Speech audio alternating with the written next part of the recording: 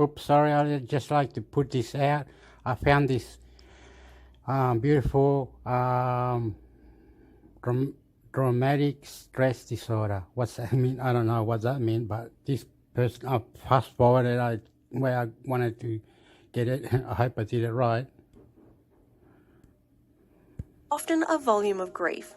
Your help is needed to turn a new leaf. Stiff is my spine and my body is pale, but I'm always ready to tell a tale. What am I?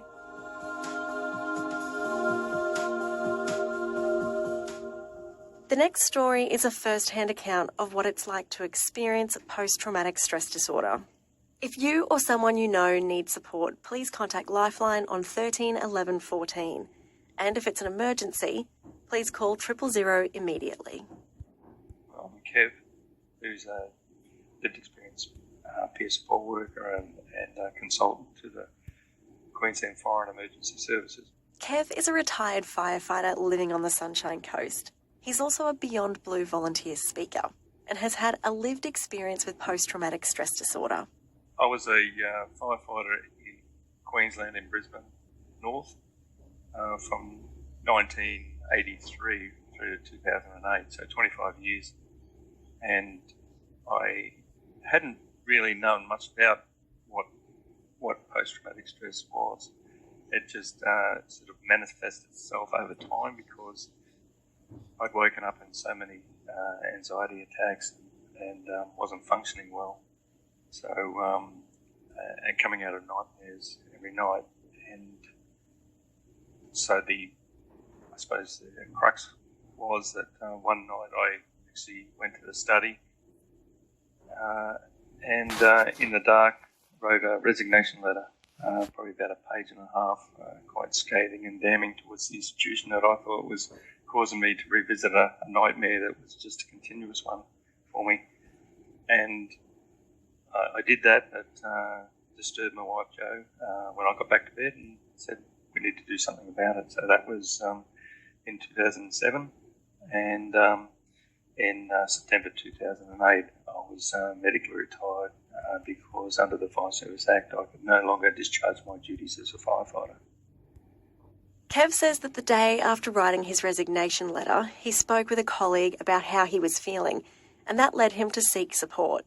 I approached a station officer at the same station that I was at, but on a different shift. So when they came on to shift that night, I approached him, someone who I respected and trusted, to just to state that I wasn't feeling right physically and mentally. And I know right at that moment I felt absolutely naked. I felt like I didn't have a thing on, stripped bare, I suppose. But I knew if I didn't do it, that we wouldn't get back to finding out what the problem was. He suggested to me get in contact with support services for fireys, which at that stage was known as fire care. And I did that, and also to visit a GP. So I did both. And once I had some time granted to me by the GP to have some time off and a referral to see a psychiatrist, it was after then that I was told at that initial visit with the psychiatrist that I had PTSD. And that's when I simply asked the question, do I take a pill for that? And what do those letters stand for? I had no idea what it was. Kev knew getting additional support was important, but it took him a few weeks to come to terms with his diagnosis. I just wanted to make sure that I had the best care. So I actually had to fill out a work cover claim that would allow me access to an outpatient day program at a local private mental health hospital. I was 2 weeks into a 4 weeks course when I realised that this is what I have. That was the time that I accepted that this is what I have. I knew nothing about post-traumatic stress disorder before that, and that was a real education for me. Not that a lot was taken in the first couple of weeks, because I probably thought, this is just everyone else, it's not me. But then I realised, no, this is exactly me. It was Kev's family that first noticed the changes in his behaviour. But looking back, he feels he was experiencing symptoms for many years. We have twins now that are 24 years old, and back when Jo was very heavily pregnant with those twins, not long after I'd been to a double aircraft fatality at Caboolture. And my mother, who was staying with us at the time, had approached Jo to say that I was changing. And we had no answers for that. And that's about the time I remember having my first anxiety attack or panic attack. And after that time, I suppose it was many times when I became quite different. I was a super happy person. I was genuinely happy when I joined the job, and got to a stage where nothing really brought much joy anymore. I thought that was probably just getting old, or being a father. I had no idea of the things that were occurring. I was becoming avoidant of social events that I used to enjoy. I wouldn't seek out crowds.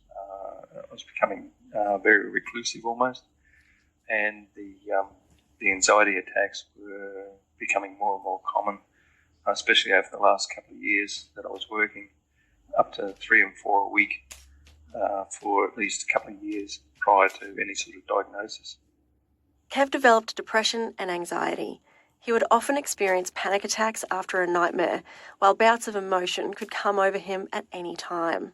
Often I'd wake up out of a nightmare that consisted of 15 critical incidents that I've been to, and I would relive each one of those incidents like it had just occurred, but they were all in a chronological order, so they might have been one in 1984, and then a couple in 85 and 87, whatever it might be.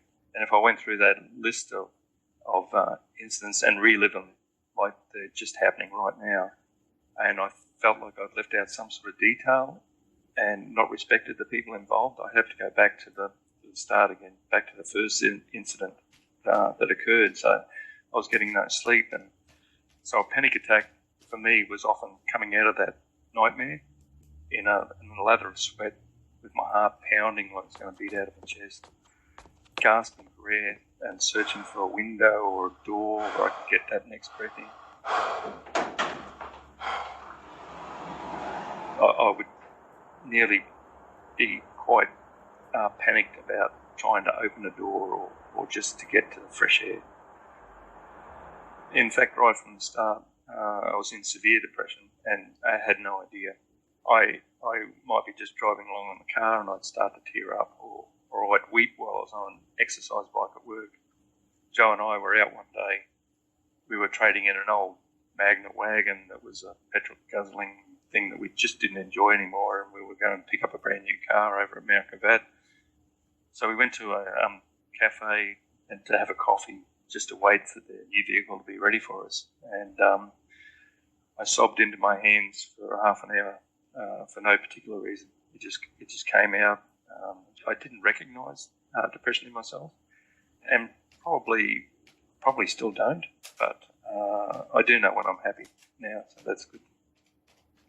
Kev says his partner Jo has been his rock, but as a father of 3, living with PTSD has been challenging at times. If I didn't have Jo, I wouldn't be here now. She's been the rock, and especially when our kids, I suppose, have only ever known us or known me to have post-traumatic stress disorder, so they don't know a father any other way. I was probably quite stern and abrupt with them. I remember when I went to that course that I mentioned at the private hospital, they were standing on the other side of the modesty bench in the kitchen, and so they could hardly even see over it. That's how old they were. They're only very young. On the other side of that modesty bench, I leaned over the top and I said, Dad's got to go to hospital and get his head fixed up. So they weren't really at a stage where they could understand.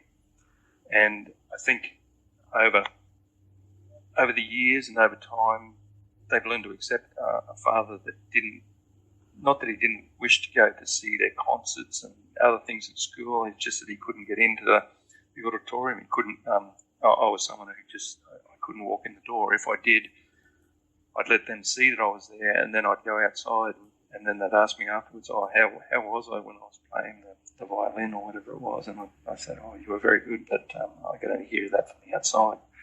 So going into crowded rooms wasn't a good thing for me. They've worn the brunt of all of that over a long period of time in their late teens. I individually apologised to each one of them, said that it wasn't part of who I wanted to be. It's just that's who I was, and please accept my apologies for something that was unknown to me. So they've had to deal with that, and Joe's had to pick up the pieces all the way along. When I was off work and Joe was a major earner of household money, then I would have to she'd ring me every 5 minutes to make sure that I'd made the kids sandwiches for school and got them on the bus, and it would be a constant during the day. Have you done this? Have you done that? Because I just wasn't functioning as a human being. Leaving the fire force was like leaving family. But Kev found his close friends were the most supportive of his disorder, and still are today. Our own close knit friends, and certainly the ones that have been the support for me that are still fireys today, that has been really beneficial, because it's not something that you feel very proud about. I felt quite ashamed and quite guilty that I couldn't do the job anymore. So I slipped away. No one that I worked with on shift knew why I left. Slipped away and never even went back to the station to pick up my gear.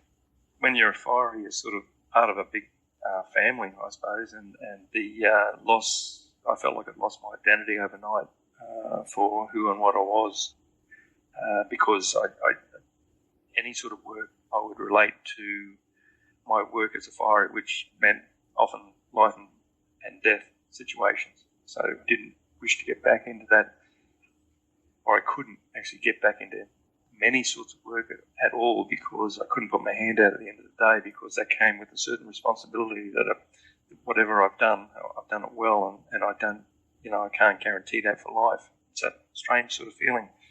So I would do things to help people.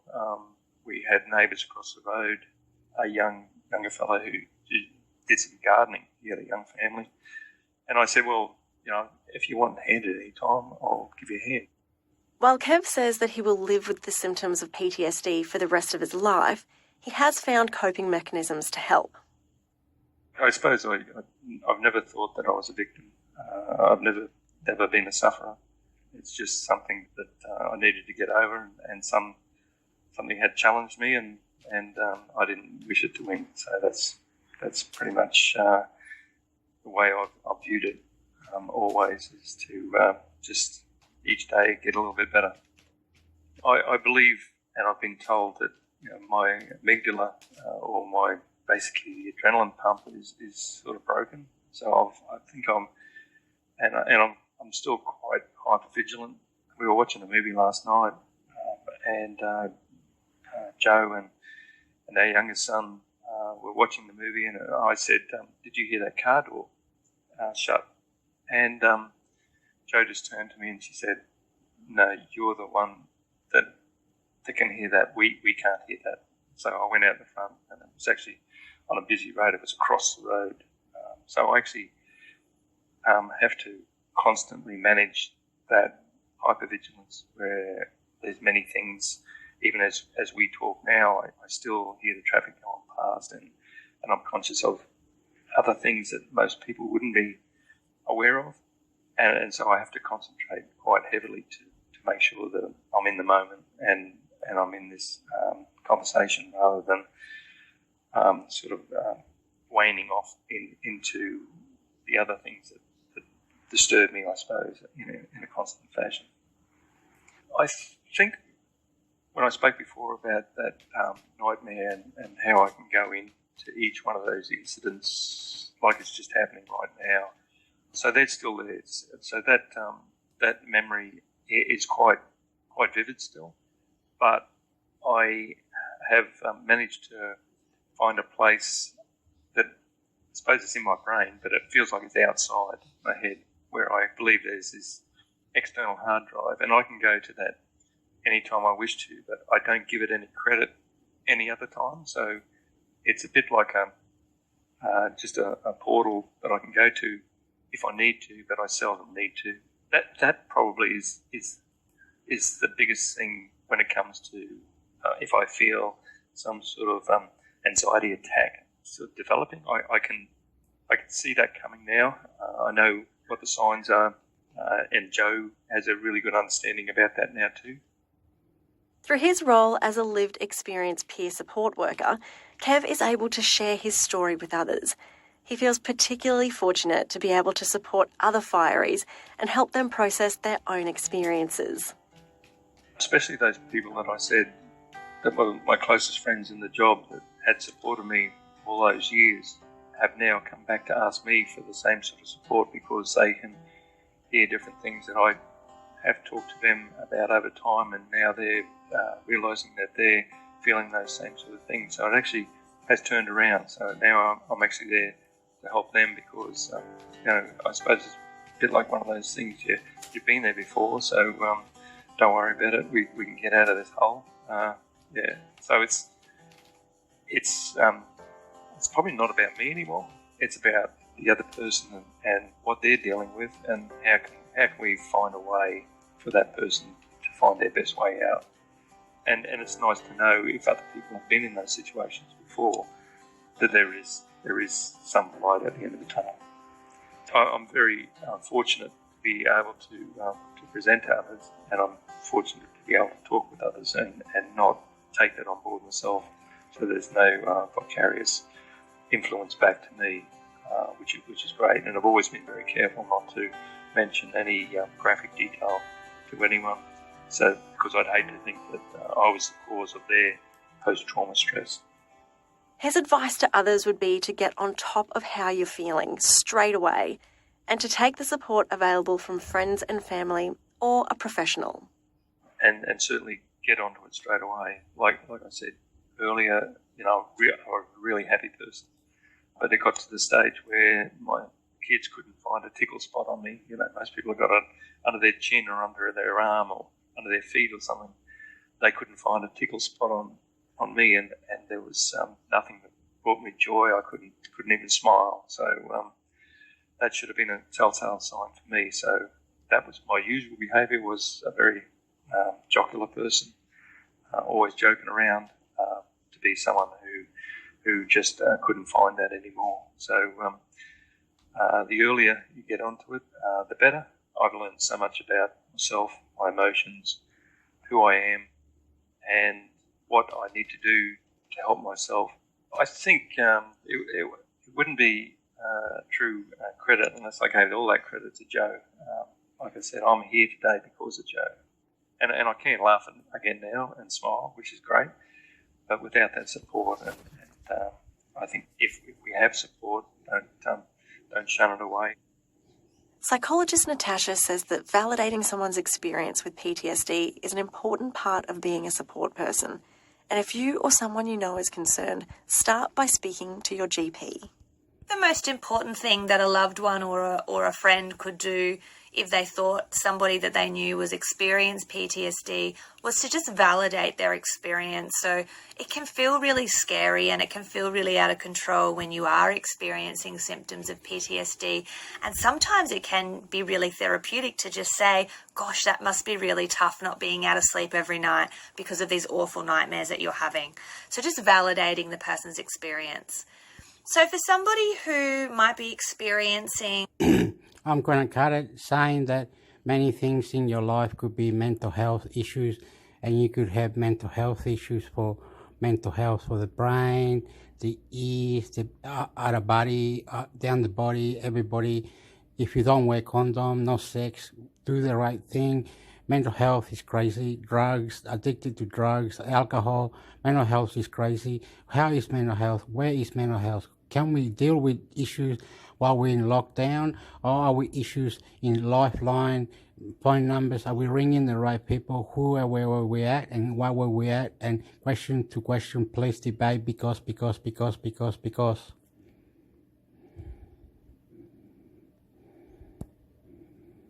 I'm Graham West of NDS's Safer and Stronger project. I'm joined today by Henry Newton, who works at NDS covering the Royal Commission, Henry's going to give us an update on the important recent findings and some suggestions as to actions the provider should be taking right now. Okay, this is the Safer and Stronger Henry Newton on the Disability Royal Commission. Okay, something to do with NDIS because it's going on now. Please, thank you. G'day, Graham. Thank you. So as Graham's Debate, opinion, because debate. Allow your family opinions, please. Sexy, nice, good manners, please.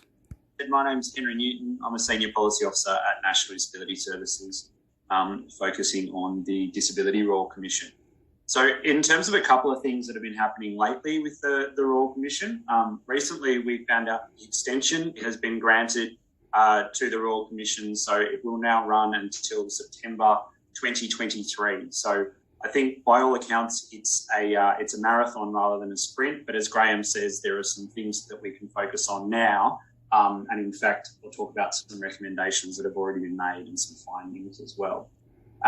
We've seen a couple of hearings focusing on disability services in the last couple of weeks, and we've also heard that the Chair talk about this new phase of disability services as a focus for the Royal Commission, and we expect at least 2 more hearings before years. Okay, NDS, fuck off, NDS, I love you, NDS, this, NDS, that, NDS, this, NDS, opinion, sexy, and you know it, NDS, podcast. Thank you, NDS, because I love you, NDS, question, please. And focusing on disability services. So it certainly feels like the Royal Commission's turning their minds to love because disability service provision. As I say, we've seen some findings and some recommendations already. So we've seen the COVID-19 hearing report, and we've also seen the Australian government publish their response to that report, including some considerations around the NDIS Commission and the way that it understands its role. And we've also more recently seen a report on the psychotropic medication hearing, including with the finding that psychotropic medication is overprescribed to people with cognitive disability. So as I say, these are some things that are, the Royal Commission is really starting to set down some more concrete recommendations and findings, and these are the sort of things that organisations should be reading and picking up and starting to think about how they can respond. There are, I've alluded to a number of the hearings in the schedule that are coming up. In terms of the couple of recent disability services hearings, I thought I'd just touch on a couple of key themes. So we have seen 2 hearings so far, one based in New South Wales and one based in South Australia.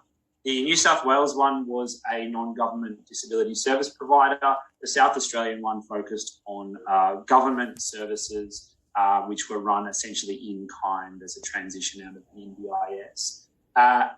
During the case studies, we saw a number of things. We saw instances or allegations of physical and verbal abuse. We saw threats, evidence of threats to clients. We heard of a, quote, air of neglect in one of the houses, which was confirmed by a senior public servant. We heard of cultural issues within the services. Another thing was relationship breakdowns, and also this idea of communicating with service users and their families. And we heard instances of families not being kept in the loop, in particular with respect to investigations. And we also heard about incidents being either underreported or in some cases miscategorised.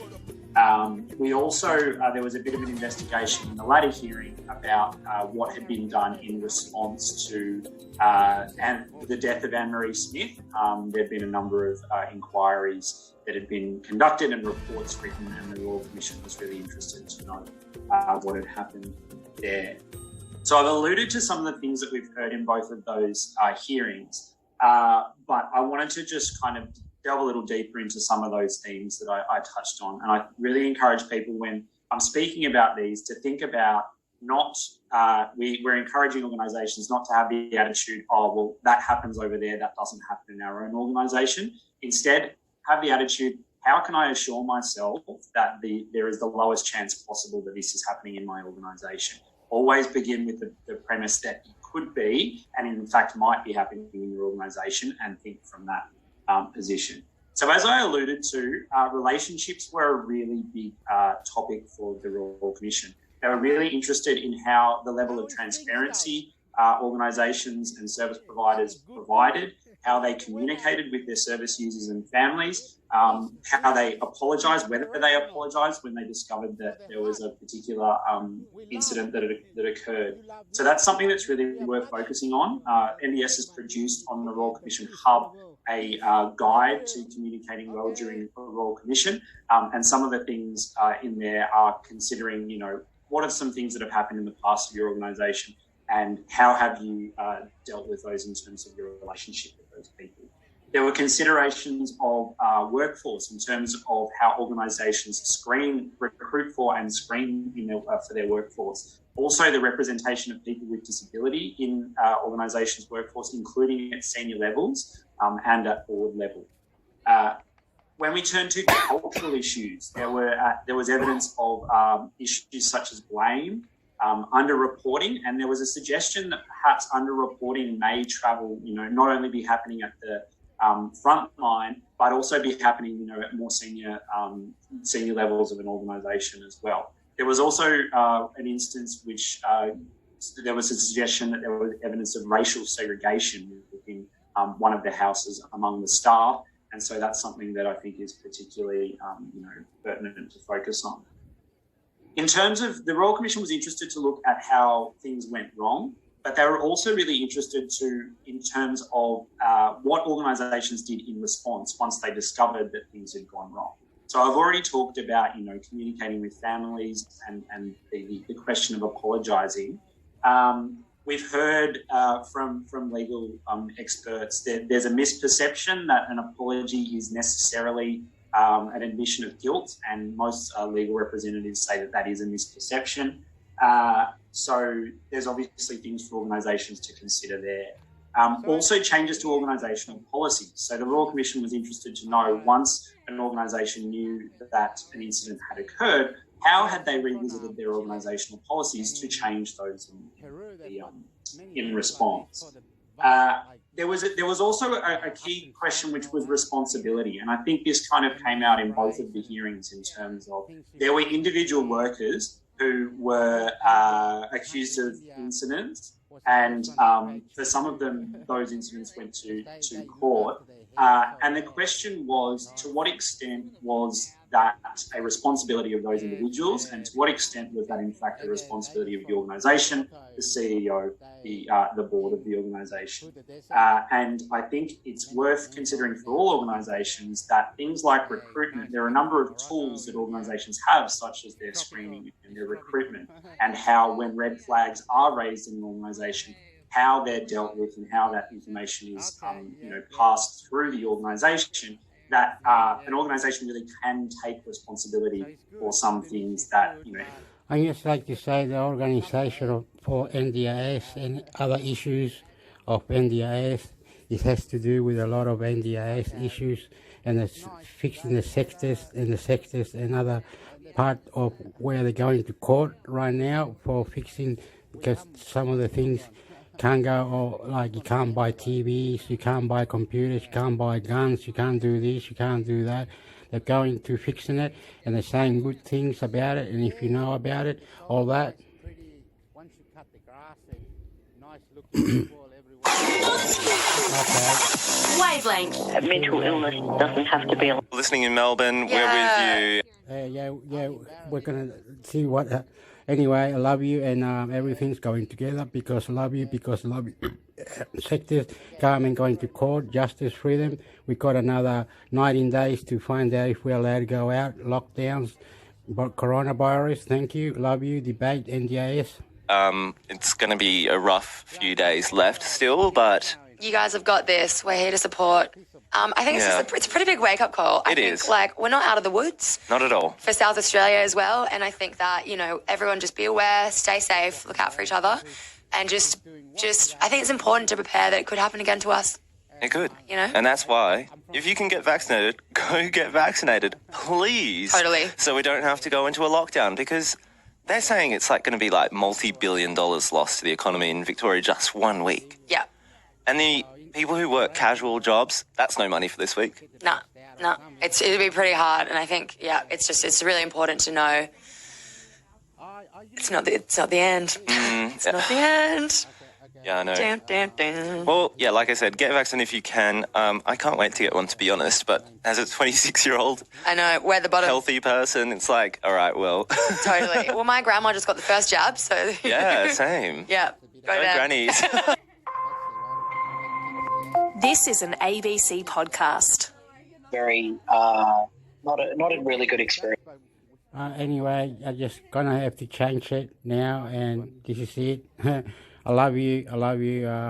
Everything that's debating, because we are going through a hard time partnership with everybody who's working together, bringing up mindfulness, beautiful people, thinking of how jobs, my job, where do I work, how do I work, helping the community, mental health, the government giving in jobs for workers. Workers are helping the community get up and lift, like military, get up and lift, and don't be shy. Can't got your tongue. People are here, people are there. Beautiful. Please get more workers. Have the sectors with more mental health issues, hormone drugs issues, homeless issues, coronavirus. Thank you. Love you. Opinion. More record, family, sexy, sport. Love you. Everything going together. Thank you. Mashup. Because NDIS. On how the NDIS actually works, at the moment we called in Naz Campanella. She's the ABC's Disability Affairs reporter. Okay, so let's start by just explaining, if you can, for us, Naz, the way under the NDIS at the moment funding is determined. So at the moment, people basically gather all the different medical reports and letters from their various doctors and specialists, and they submit those, and that essentially is a form of assessment for determining whether someone is eligible or not to be in the scheme, or whether their funding is continued, and what level of funding and supports they continue to receive within the scheme if they're already a participant. Right, so it's an expert assessment, basically, of what sorts of supports a person might need. Yeah, so you'll get the various specialist reports and letters from your doctors who you have been working with probably for almost your entire life in some cases. So you might have your whole team that submits something that talks about a few things: your diagnosis, the supports you need, what impact your disability has on you day to day. And that's, in a sense, how things are determined at the moment. Now, there's been some criticism around the fact that some people are spending tens of thousands of dollars on these reports and gathering all this information and material, and independent assessments have been proposed or discussed as a way of breaking that down and ensuring that the scheme is fair and equitable for everyone, so that people aren't going around and spending these thousands of dollars to gather all this information. We've got some exciting tourism and travel announcements today, of course, but also welcoming Stuart here today to talk about some important work that's being undertaken in the NDIS space. Stuart. Yeah, thanks, Bridge. I'll just couple past you. It is great to be in Launceston. So the Minister, Stuart Robert, was touring Tasmania a couple of weeks ago. He was visiting an NDIS provider there, and he spoke about this topic at length. He pointed out, for example, that an NDIS participant with a plan, say in Hobart, their average plan would be worth around $105,000. Now, that's in comparison to someone, say, in Launceston, whose plan might be worth... Okay, I've got to say something. I'm suspicious about something, okay? I'm not saying I'm clever or anything, but I'm suspicious about something, like, what's this one about then? I'm Graham West of NDS's Safer and Stronger project. With all that is going on in the world, and in particular within Australia... ...is right and giving them everything that they want. And of... Okay, I'm going to stop it. Now, this person here is going to talk about, it says NDIS on it. I don't know if it's the service or the whatever, listening and reply. Listening carefully, and reply. Carefully, and reply. Opinion because. This is secretly listening carefully and reply. Listening carefully and reply. Opinion. Question. Do your best. Ask question because more listening and reply. Don't let the cat take your tongue all mixed up, mash up. Thank you, love you. Section, you know it. All of your community at every step. So that means that you need to consider who your various client groups are, maybe developing a client ecosystem to understand those, and then deeply understanding what their goals and motivations are. Yes, you've got to understand how you want it, how you love it, how you understand it. Feel safe with the worker, feel not safe with it. How is it your plan? How is it you want it? How is it more. Get out there. Workers are coming. More. Be creative. More. Be sport. Talk to the door. Say goodbye to the door. Love you. More. Questioning debate. NDS mix is increased. I'm shy. What are they saying? Debate because. Oh my God. So that you can structure your engagement with them accordingly. And this needs to sit across all elements of business. It's not just the immediate touch points that you might think of. We look at how you promote and things like where you at, who's this person, who's the CEO, who's the owner, who's the chief, who's the boss, who's working, how's it working, how whack, everything workers. We need more workers. Do your job. Thank you, mindfulness, love you, workers, NDIS, they're mixing it up, debate, opinion, question, reply. What is NDIS? What is it?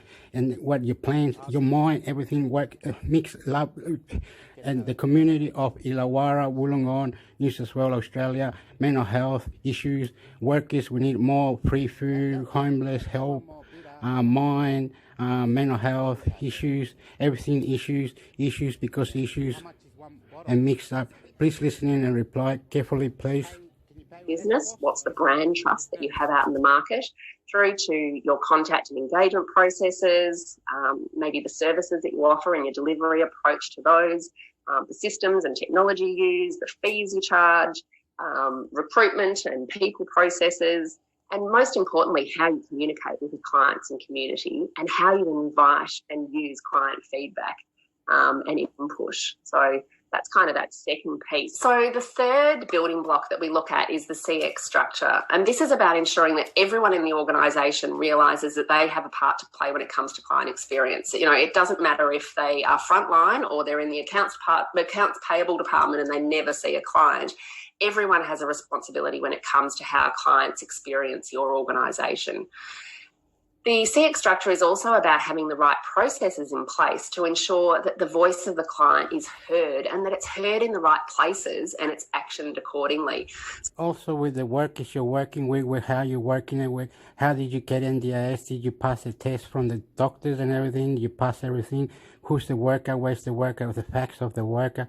How is the worker from? Did the worker get certificate from university? Did they go to mental health universities, mental health, all mental health issues, this issue, the workers, very nice, thank you, good workers, mental health issues, social workers, because debate, all question, please reply, thank you, I love you.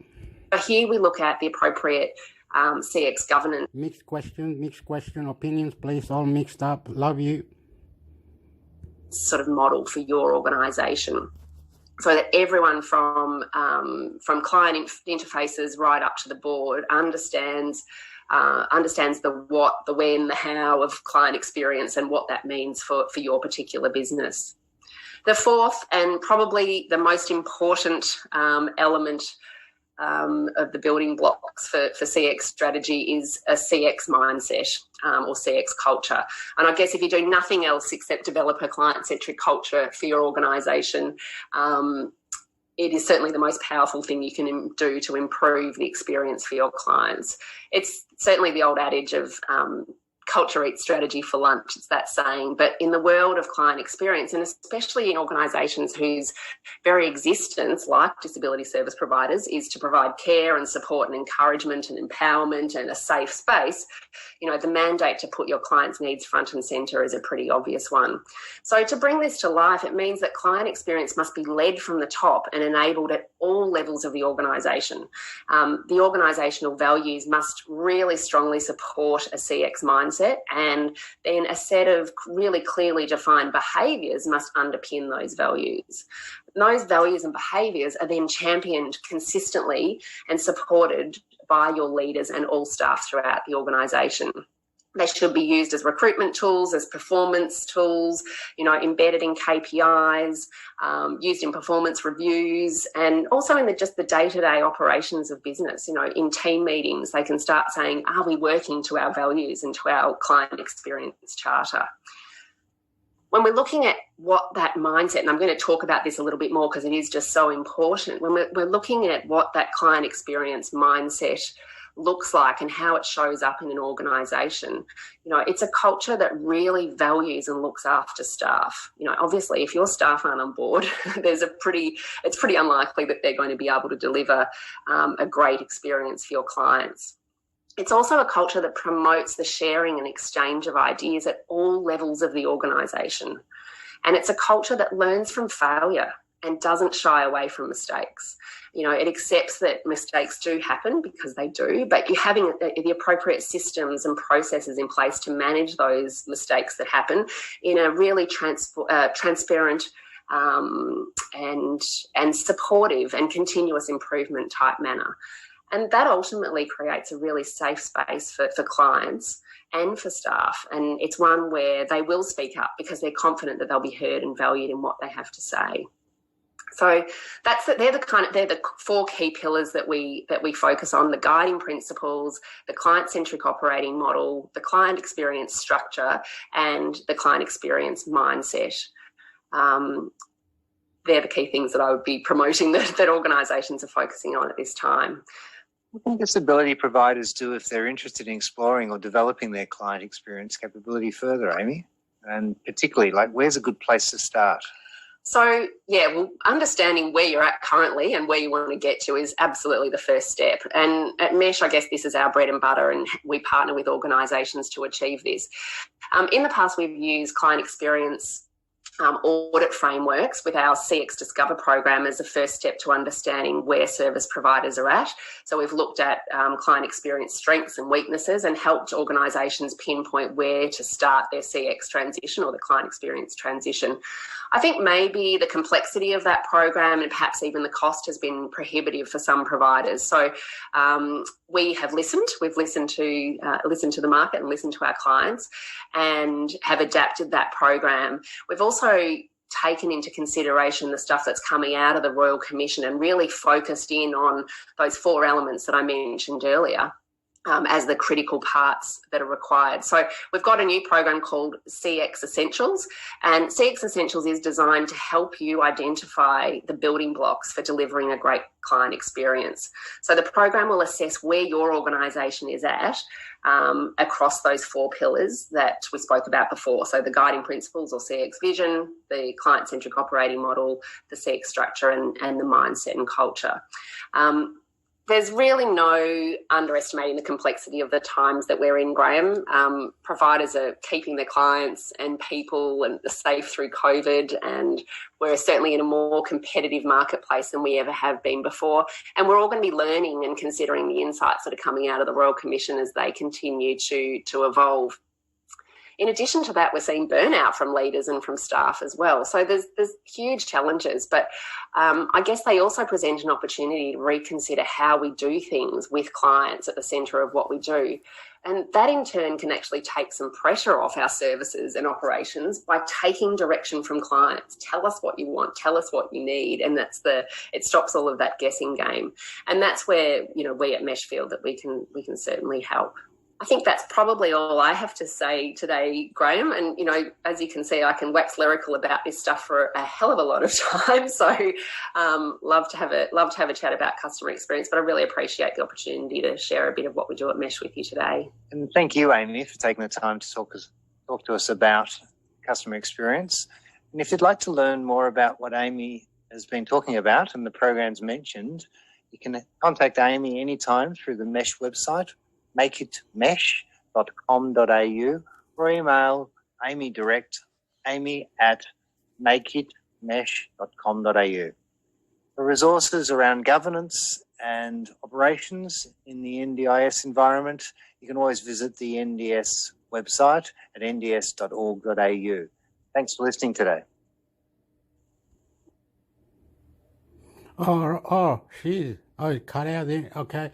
What was I meant to say? Oh, I always do this, hey. Anyway, NDIS, the NDIS is been introduced progressive across the state and territory. Disability, the NDIS provides support to the eligible people with intellectual, physical, sensory, cognitive,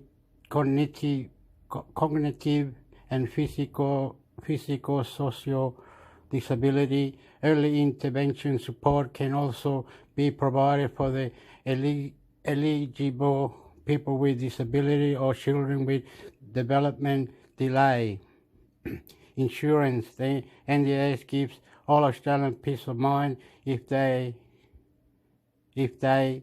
child or level 1 born with acquired permanent and significant disability, they will get the support they need. The scheme NDIS is not a welfare system. The NDIS is designed to help people with support and the need of the skills and independent approved over time. So you must provide for the client to what they got the NDIS from applying from the doctors, and that's so they had disability or something to do with pension or disability support pension, and you fill out the forms if you were available to enter the NDIS. So you go to ndis.com.au website, ndis.com.au website to see if you are available, what you're doing, where you're at, because you're the client and you're paying for it and you're doing all these things and you made it and you now got NDIS, and because you applied and you did the paperwork and you got welfare workers, you got workers, and all the workers, you've been very nice and you're going forward in future and people are helping you out on all these things. If you know what I mean, they're all helping you out. Like the permanent of this significant disability. A permanent disability means your disability is likely to be lifelong. Significant disability has substantial impact of your ability to complete everyday activities. Is it? Okay. Okay, wait up. Let me do something.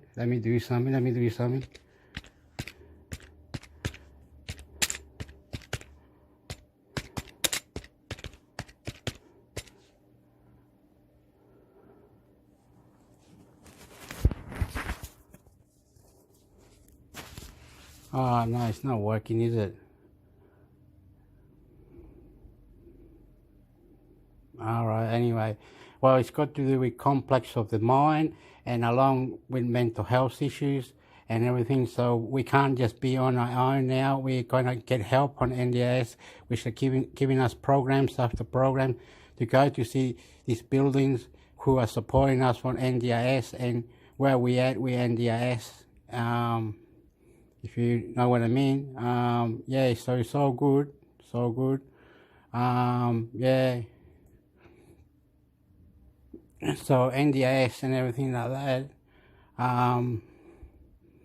Because we got our own anxiety disorder, including panic disorder, obsessive compulsive disorder, and phobias, depression, bipolar disorder, and other mood disorder, eating disorder, personality disorder, post-traumatic stress disorder, psychotic disorder, including schizophrenia.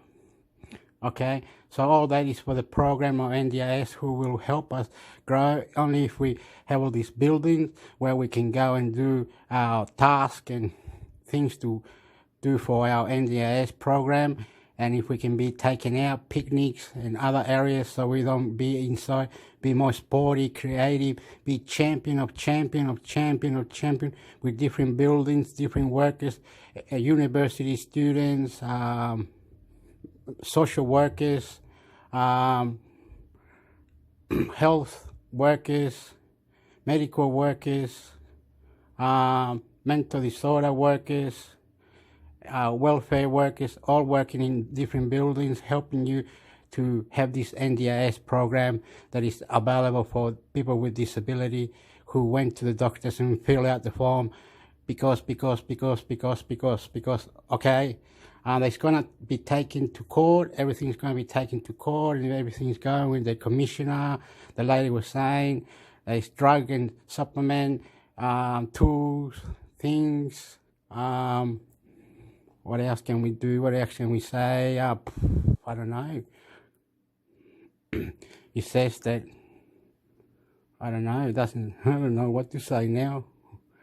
All I know is 1-800, it says a number here, look, 1-800-800-110, NDIS, 1-800-800-1110, NDIS number. And then on the top it says ndis.gov.au, and it's got all this writing. You can press buttons after buttons. It's got assistance after assistance, people, all right. It's very, very nice, doing exercise, doing things, getting out and supporting your issues with different organization, getting your program going, everything good. Whatever you missed out, or and a question, there's more. They're taking it to court. Everything's going together. Everything. NDIS program, NDIS. I don't know what can I say, but NDIS is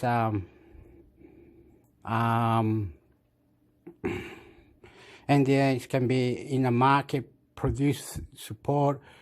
And you pay them extra money when you're NDIS money, and you know what I mean. Your NDIS could be anything you like with your NDIS program. Okay, support workers, any other workers, people who are open-handed and build. We got to go out and explore and find out all these buildings and places.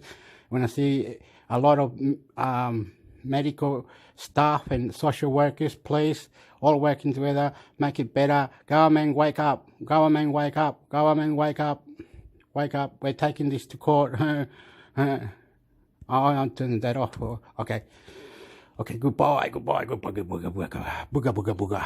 Okay, debate. Government, wake up. Government, wake up. NDIS program. Government, wake up.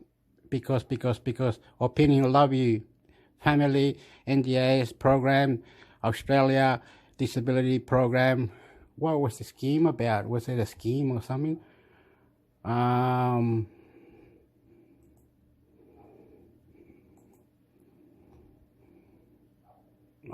it was just NDIS provides support and legal people with intellectual and physical sense, insurance scheme, national performance. Who's rolling out the NDIS? The NDIS Disability Insurance Agency, early child, early local coordinator, places your program can be insured, places where the client can provide help for the program. So yes, so once you got NDIS, go out in the community where you can spend that NDIS amount that your program is supposed to be, your program, NDIS rollout. Thank you, love you, goodbye, I love you.